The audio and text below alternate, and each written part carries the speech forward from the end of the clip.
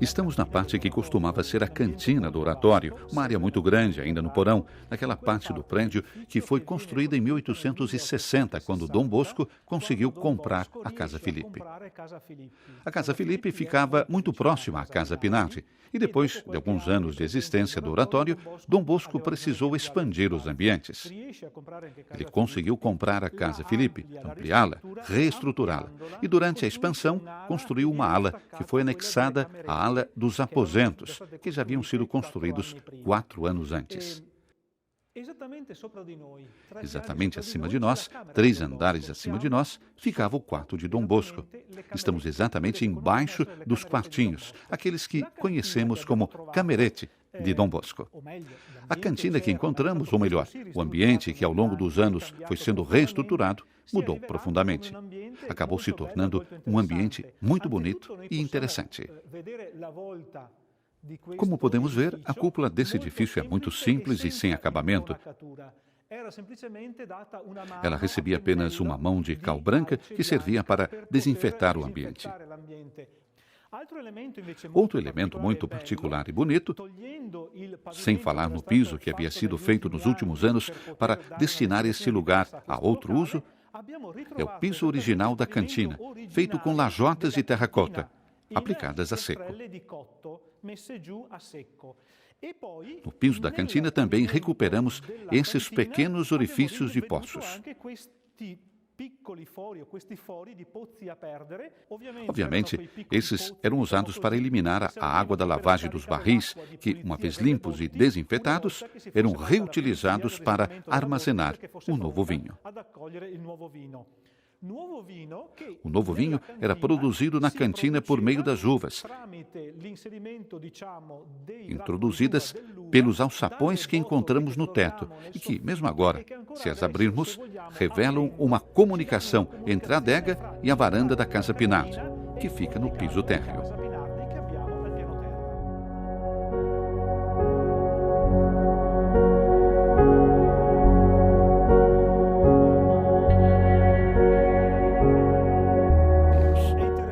É interessante ver e saber, porque está nas memórias, que Dom Bosco era tão econômico nas construções que fazia que usava seixos trazidos do rio. Era comum usar seixos, mas ele pedia aos meninos que os trouxessem, dizendo: "Tragam-me algo para usar na construção do nosso oratório." E os meninos saíam para procurar pedras, especialmente no Dora, mas também no Sutra, os 2 rios próximos daqui. E foram realmente muitos, grandes e importantes, os que surgiram nesta fase em que estamos abrindo essas passagens para permitir aos peregrinos o acesso a esse ambiente de baixo.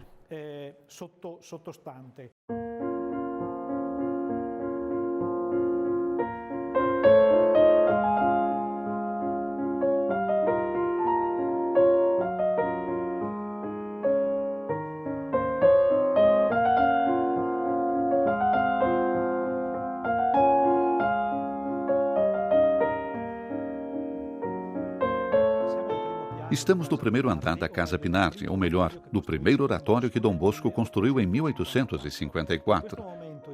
Neste momento, as obras de reestruturação estão em fase de demolição.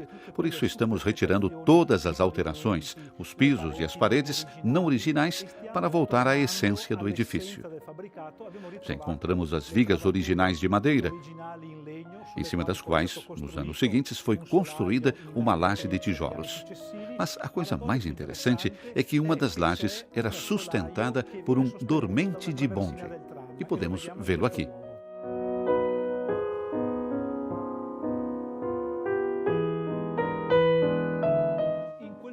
Naquele ponto podemos ver que há uma viga de ferro, que não é uma viga de ferro normal, é um dormente do bonde de Turim.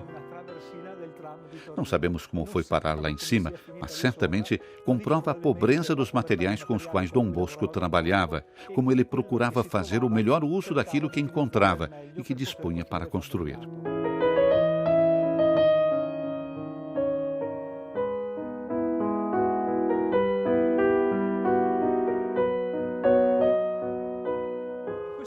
Neste segundo andar da Casa Pinardi, na parte frontal, mas também no primeiro andar, sempre na parte da frente, apresentaremos as figuras dos primeiros colaboradores de Dom Bosco, e entre estes também os que mais tarde foram proclamados e reconhecidos como santos pela Igreja. Em particular, nesta parte do segundo andar, ao lado da seção Dom Bosco Santo, estará seu sucessor, Padre Rinaldi. O Padre Rua ficará no primeiro andar. Também teremos Dom Vercilha, Padre Variara, todos eles. Domingo Sávio, Mamãe Margarida. De fato, de Mamãe Margarida, lembramos precisamente que, nesse lugar onde estou agora, ficava seu quarto, no qual ela morreu em novembro de 1856. Junto com a Mamãe Margarida e os demais, no andar de baixo, apresentamos aqueles que foram os primeiros colaboradores de Dom Bosco, santos ou não. Nas salas de trás, sempre nesse andar, teremos a árvore da família salesiana.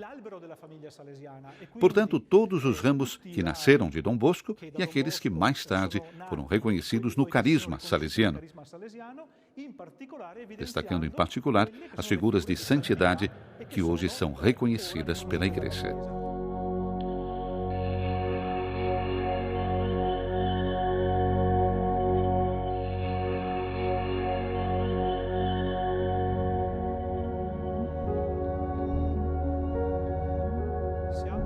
Estamos no sótão da Casa Pinardi, um andar que já havia sido restaurado há cerca de 40 anos e, portanto, o teto e as paredes não são mais aqueles originais feitos de madeira, mas de alvenaria.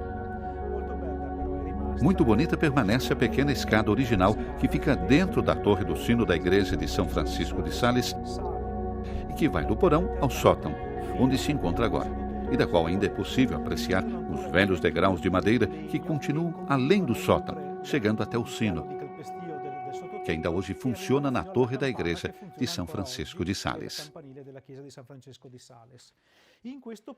Nesse andar ficavam os quartos, os pequenos aposentos dos primeiros salesianos que, como podemos ler nas memórias, eram muito frios no inverno. Tanto que os primeiros salesianos precisavam quebrar o gelo da bacia que ficava do lado de fora da janela para poderem se lavar em seu quarto. Obviamente, quase nada restou daqueles quartos. Podemos ver apenas alguns rebocos, o piso que em sua origem era levemente mais alto. E, de fato, pode-se ver a diferença de altura que foi compensada por esta linha, que era o contrapiso do pavimento anterior. Também é muito importante esta parte da rosácea da Torre do Sino, que foi cortada na construção do edifício, porque é bom lembrar que a Torre do Sino foi construída no ano seguinte à construção da Igreja de São Francisco. Igreja de São Francisco, 1852, e a Torre, em 1853. A velha Casa Pinardi, que era muito mais baixa, de apenas 2 andares, foi demolida em 1856. E ainda, em 1856, nasceu esse edifício, que é mais alto. A outra metade, que já havia sido construída nos 2 anos anteriores e que corta pela metade aquela parte da rosácea.